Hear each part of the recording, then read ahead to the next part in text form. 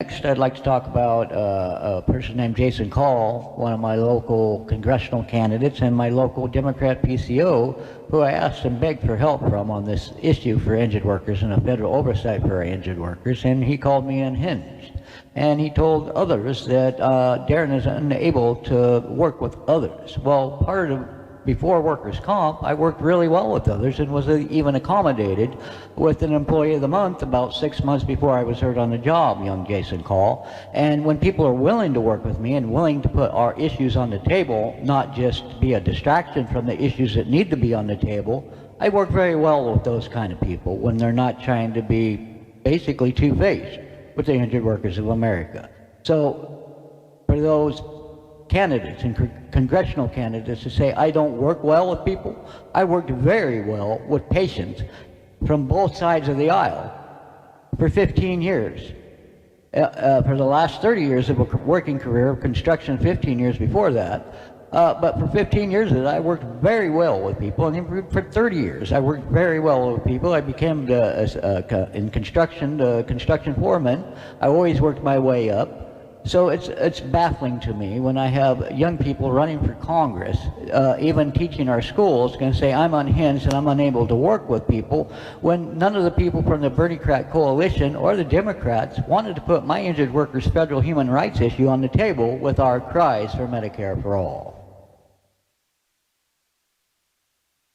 University of Washington Medical Center. Employee of the Month 2010. The Employee of the Month award is presented monthly to a UWMC staff member who exemplifies our ARISE values. Darren Fonciao. Hospital Assistant. Resource Team. Fluid Pool. Accountability. Darren can be counted upon to care for acutely ill patients by taking accurate measurements and documenting this data so providers can make decisions about a patient's care. He does not need to be reminded to implement interventions known to prevent harm to patients within his scope of practice. He can be counted upon to take initiative when caught up with his assigned tasks to look around and find things that need to be done. Respect. Darren represents how to show respect to patients and families at UWMC. I have observed him interact with several patients when he has worked on 7NE. One patient was confused and required close monitoring for safety concerns. Darren was very gentle and respectful when caring for this patient and was very mindful of their dignity. His interactions with other UWMC staff are always professional. Innovation. Referencing the confused patient with whom Darren worked for at least 3 shifts, he was creative in adjusting his interactions when caring for this patient in a way that created a calm environment. 2 different RNs working with this patient mentioned to me that the patient was so much calmer when Darren came on shift. Service. By the above example, Darren exemplifies the type of service we would like to see provided by all UWMC employees. Several RNs that have worked with Darren and I have observed him in action and would love to clone him. Excellence. Darren does not do just the minimum that is required for safely caring for acutely ill patients at UWMC. He communicates respectfully with other members of the interdisciplinary team, and we are confident in his skills and know he will ask questions or express concerns if he has them. Any patients and family members that interact with Darren will feel well cared for and feel they have had a positive experience at UWMC. Well, about that, Jason Call. Before I got hurt on the job, but they wanted to clone me because of my ability to work with others so well. It's amazing what a work comp war can do to a man. Maybe it's something you might want to learn about.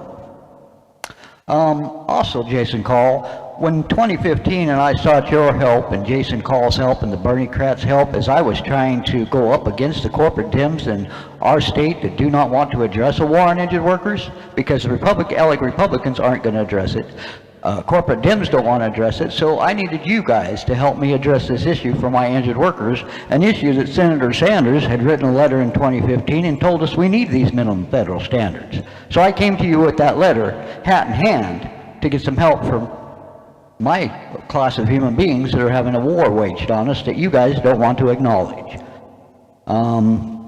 This is what people were saying about me back in 2015, Jason Call, as I was screaming out for your help and trying to get other candidates to, like Rosa Calderon, to speak up and help us, which she did speak up and speak truth about a war on injured workers.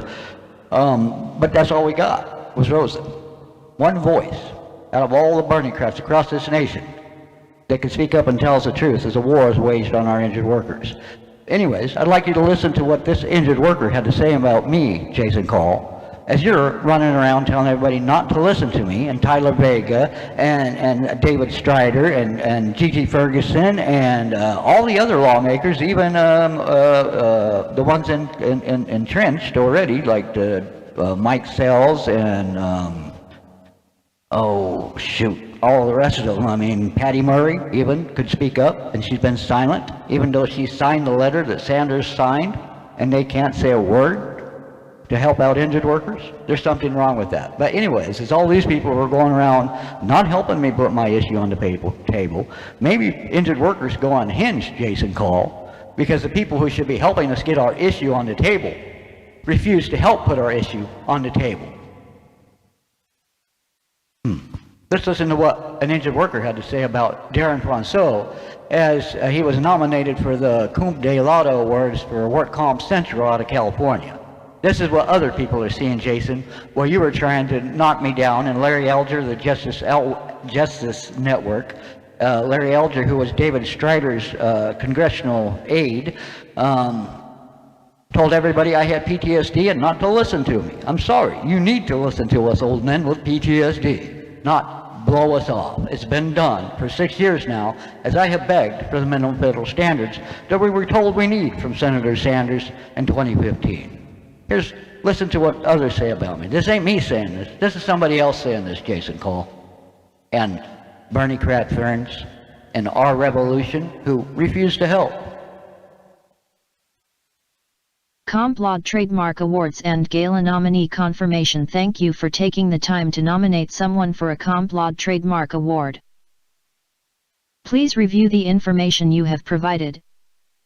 Nominee type, person first name, Darren last name, Fonseau title, work comp survivor, musician employer, volunteer human/civil/patient/consumer and workers' rights email, darrenfonzo@yahoo.com category, injured worker comp laud. Years known, 1 to 3 years. Accomplishment 1. Work comp survivor, state of Washington, and advocate for injured workers via social media and music, along with direct contact with state officials. Accomplishment 2. Work comp survivor provides encouragement to other injured workers, and food for thought to work compsters, via very creative ways and means. Accomplishment 3. Frequent commentator to DePaulo's Work Comp World, with always respectful, always thought-provoking thoughts, and always with expressed appreciation for the work of David Paulo and the Work Comp Central crews. Why this nominee deserves a Complot Trademark Award. Darren is a tireless work comp survivor and advocate of what is good and true. While his LinkedIn profile states his education as uneducated, the School of Hard Knocks, human/civil/patient/consumer/ and workers' rights volunteer advocate, Darren is smart and sharp and skilled at maneuvering through alligator swamp type environments of workers' compensation. His music clearly gives his soul solace, and gives encouragement and pleasure to the injured worker communities and others, and gives cause to pause for thought to the work compsters. At times, when I am feeling quite discouraged and fed up with the criminality of work compsters and the war on workers, I see Darren's posts or songs on social media, I pause and read or listen, and then find myself renewed to fight the good fight another day. Nobody should have to fight work compsters for decent medical care and benefits, and it is the job of the Department of Justice to fight the fraud, corruption, and outright crimes against injured workers in America. You can help, too. Help injured workers fight the good fight. Acknowledge the persistent and courageous efforts of injured workers everywhere. Acknowledge Darren Fonseau. Listen up, Reverb Nation. Darren Ray Fonseau. Welcome back. Tom Hartman here with you, and it's Anything Goes Friday. Darren in Everett, Washington, watching us on Facebook Live. Hey, Darren, what's up?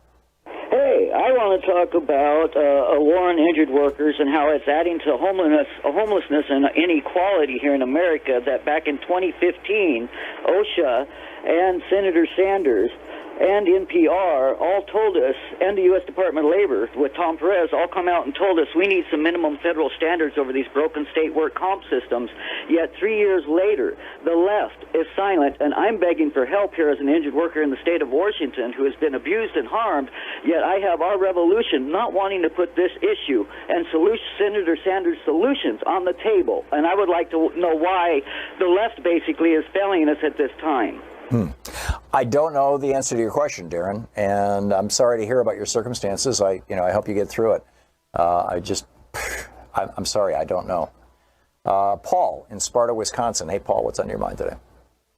Thanks for. So this is from Darren. Darren's very passionate about this, and I think I've simplified his basic question, but it really stems about how we are letting down our injured workers. And she's wondering, do you support Senator Sanders' call for federal oversight of state work comp systems? Feels like we are really letting our injured workers down in California, and wonder what you thought about that. Yeah, so, in California, we have a lot of issues that I think that most people just keep saying they're state issues. But I think at the federal level, there is always something that we can do. And that is always done by incentives, right? Here in California, I used to work in construction, and I used to see how workman's comp used to work. In fact, my boyfriend, he's actually one of the people who was injured here in California. And after you meet a certain amount of days, you're kicked off the program. So you either you're rushed to either settle with the company that you were hurt with. And the deals aren't really there. And there's really no support at the state level to guide you through the process. And so there's really no oversight. I mean, so a lot of these companies are getting away with really murder. They're paying out people for fractures to their spine, at $10,000, $17,000 when they know that the lifelong care is going to be well into the hundreds of thousands of dollars. And that's just one of the reasons why I support Medicare expansion for all, so that people are not stuck with these enormous bills that they're going to have to fork out of nowhere. I mean, the amount that people are being charged for doctor visits and follow-ups are absurd, and no one can afford them. So it just leaves more room for more injuries in the future. And I believe that we can have some real progress if the federal decides to have oversight at every state. And I'm telling you that because California has higher standards than other states. So I can't imagine what's happening in other states. Yeah. Wow.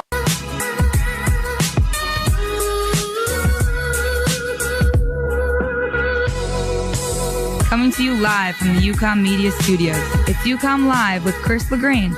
Talk news that works from the people who go to work. The fastest growing podcast on, in, and around the internet. News, progress, and workplace politics. Now here's your host, Chris. Other comments. My good friend Darren from, where's he from again? Washington State. Washington State. Yeah. Here's his dumps. Where's his dumps? You got his dumps? Can you get his dumps going? You got a few of those dumps, right? No, we lost him. Chris LaGrange, you're a mother. Oh, yeah, they're right on those there. dumps. I thought you want me to add something new. You want me to? Get No. Where are they? I can't find them. There's so many here. So this guy is commenting now. Yes. This guy. That guy is commenting. Be honest with labor, prick. Where's the one where he called me a really bad word? Chris LaGrange, you're a motherfucker. Yeah, that's my friend from Washington. You said he was in jail? I don't know. He started commenting again, saying that he was out of jail. I don't know if he was talking about Facebook jail or what, but. So that guy, what is he saying? This nut. All right. So when we were talking about the NLRB, he said Trump and his deregulation is harming injured workers. Obama put in a presidential order to track on-the-job injuries. Trump took it away. Yet our own Democrats fail to fight for something. Injured workers. I know the Democrats should do what the laborers did. All get together and start screaming and yelling at the White House. Non-stop. They should fight like Parliament. Occupy Trump Tower. I bet you Mitch McConnell will go down like this. Anyway, what else is Darren saying? Okay, so when we were talking about the opioid crisis, he said you cannot address the opioid crisis without addressing the class war on American injured workers. He's His right. sister died from OD last year, and he said if we do not address a broken workers' comp system, we're not addressing 25%. And even though Darren's nuts, suicides. and he called me his bitch and get honest, right? You get honest with labor, prick. I mean, I'm not prick he now. says he was in real jail. Oh, he was in real Continuing to jail? Comment. He's in real. Darren, call in 631-969-9599. We want to hear about why you were in real jail, and please don't hurt me. All right, we'll get him on the phone and figure that out. But he is right. We need to, if we start realizing that a pathway to drugs is not just depression, because your dad didn't call you on your birthday, but it's stuff like, yeah, I got hurt on the job and my back hurts and I can't get these opiates anymore. Nothing's really working. Let me try some heroin. I hear that works. Next thing you know, you're dead in a ditch. Injured workers more, and when you do workers more, and when you do more for injured workers. There. Yes. And we got to get Tyler elected first before he can do anything about him. When he's elected is when we really hold the feet to the fire.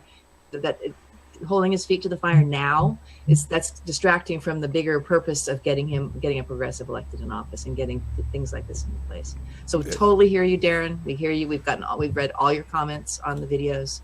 We know that that's super important. We're trying to get people in place that can deal with that. So be here now.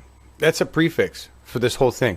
Yes. We've got to do this when they're in office.